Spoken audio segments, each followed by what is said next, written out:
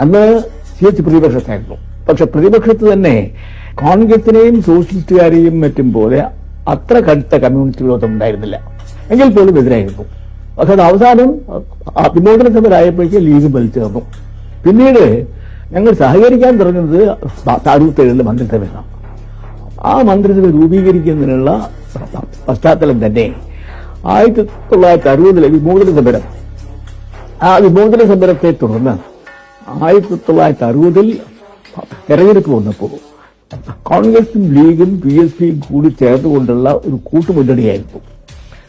എങ്കിലും ആ തെരഞ്ഞെടുപ്പ് കഴിഞ്ഞപ്പോൾ മന്ത്രിസഭ രൂപീകരിക്കേണ്ട സമയം വന്നപ്പോൾ ലീഗിനെ പുറത്തു നിർത്തി. അതിന്റെ കാര്യത്തിൽ ലീഗിൽ അസംതൃപ്തി ഉണ്ടായിരുന്നു. 1967 തെരഞ്ഞെടുപ്പായപ്പോഴേക്ക് അവർ ഞങ്ങളുമായി സഹകരിക്കുക എന്നുള്ള നിലപാടെടുത്തു. അപ്പൊ ആദ്യമായിട്ടാണ് ലീഗിന്റെ മന്ത്രിമാര് സെക്രട്ടേറിയറ്റിൽ വരുന്നത്. കാലം 1961. കോൺഗ്രസും പ്രജാ സോഷ്യലിസ്റ്റ് പാർട്ടിയും മുസ്ലിം ലീഗുമെല്ലാം ഉൾപ്പെട്ട മുന്നണിയാണ് കേരളം ഭരിക്കുന്നത്. പട്ടം താണുപിള്ള മുഖ്യമന്ത്രി. തുടക്കത്തിൽ അനായാസേന മുന്നോട്ടു പോയ ഭരണം മുന്നണിക്കുള്ളിൽ തന്നെയുള്ള തൊഴുത്തിൽ കുത്തുകൾ കാരണം പ്രശ്നങ്ങളിലേക്ക് നീങ്ങാൻ തുടങ്ങി. പ്രശ്നങ്ങൾ ആദ്യം ഉടലെടുത്തത് PSPയിൽ തന്നെയാണ്. പട്ടത്തിനെതിരെയുള്ള ഒരു വിഭാഗത്തിന്റെ പടയൊരുക്കമായിരുന്നു അത്. കോൺഗ്രസും മുസ്ലിം ലീഗും തമ്മിലുള്ള പോരായിരുന്നു ഭരണമുന്നണിയിലെ മറ്റൊരു കീറാമുട്ടി. നിയമസഭാ സ്പീക്കറും മുസ്ലിം ലീഗിലെ പ്രമുഖനുമായിരുന്ന KM സീതി സാഹിബിന്റെ മരണത്തോടെ പോര് മൂർച്ഛിച്ചു. 1961 ഏപ്രിൽ 17 സീതി സാഹിബ് അന്തരിച്ചത്. സീതി സാഹിബിന് പകരം മറ്റൊരു ലീഗുകാരനെ സ്പീക്കറാക്കരുതെന്ന് കോൺഗ്രസിലെ ഒരു വിഭാഗം വാശി പിടിച്ചു. KPCC പ്രസിഡന്റായിരുന്ന CK ഗോവിന്ദൻ നായരാണ് ആ നിലപാടിന്റെ ഏറ്റവും ശക്തനായ വക്താവായത്. ഒടുവിൽ വിഷയം കോൺഗ്രസിന്റെ ഹൈക്കമാൻഡിന്റെ മുമ്പിലെത്തി.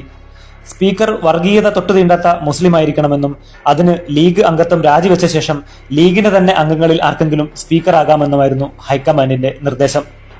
അന്നും ഇന്നും അധികാരം മാത്രം ലക്ഷ്യം വെക്കുന്ന ലീഗ് കോൺഗ്രസ് ചവിട്ടിത്താഴ്ത്തി അപമാനിച്ചിട്ടും അനുരഞ്ജനത്തിന് തയ്യാറായി. ലീഗ് കോൺഗ്രസിന് കീഴടങ്ങി. CH മുഹമ്മദ് കോയയാണ് ലീഗ് സ്പീക്കർ സ്ഥാനത്തേക്ക് ഉയർത്തിക്കാട്ടിയത്. ലീഗിൽ നിന്ന് രാജിവെച്ച് CH സ്പീക്കർ വേഷമണിഞ്ഞു.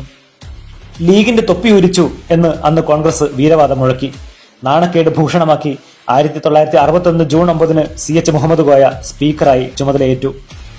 1961 മെയ് മാസത്തിൽ ബംഗാളിലെ ദുർഗാപൂരിൽ നടന്ന കോൺഗ്രസ് സമ്മേളനം ലീഗിനെ വർഗീയ കക്ഷിയായി ചിത്രീകരിച്ച് പ്രമേയം അവതരിപ്പിച്ചു. എല്ലാ കാലത്തും കോൺഗ്രസിനാൽ അപമാനിക്കപ്പെട്ട ചരിത്രമേ ഉള്ളൂ ലീഗിന്. അത് ചരിത്രത്തിൽ മാത്രം ഒതുങ്ങുന്നില്ല. ഈ വർത്തമാനകാലത്തും സ്വന്തം പച്ചക്കൊടി ഒന്ന് ഉയർത്തിപ്പിടിക്കാൻ കഴിയാതെ ആത്മരോഷം ഉള്ളിലൊതുക്കി കഴിയേണ്ട അവസ്ഥയാണ് കേരളത്തിലുടനീളം മുസ്ലിം ലീഗിന്.